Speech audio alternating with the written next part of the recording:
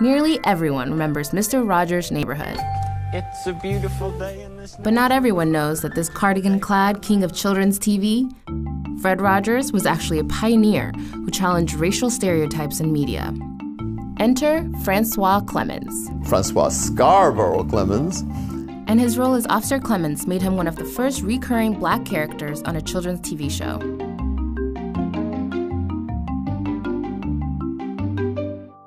When I started, there were 2-3 shows, period, on television that employed a black character.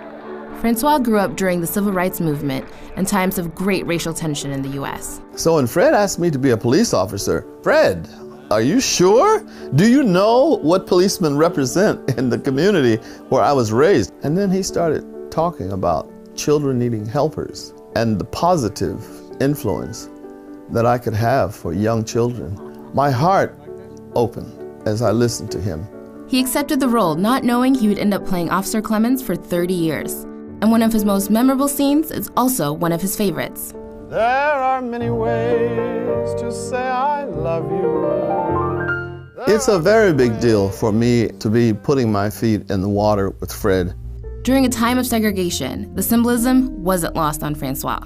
To say that he didn't know what he was doing, or that he accidentally stumbled into integration or talking about racism or sexism, that's not Mr. Rogers. It was well planned and well thought out, and I think it was very impactful. There are many ways to say I love you.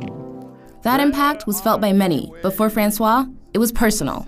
I was in the studio one day. That particular day, he was filming the end of the show. And when he got to the part, he said, "You make every day a special day." You know how? By just your being you. And I swear it was like, he was looking right into my eyes. And when the music stopped, I said, "Fred, were you talking to me?" And he said, "Yes, I have been talking to you for years, but you heard me today."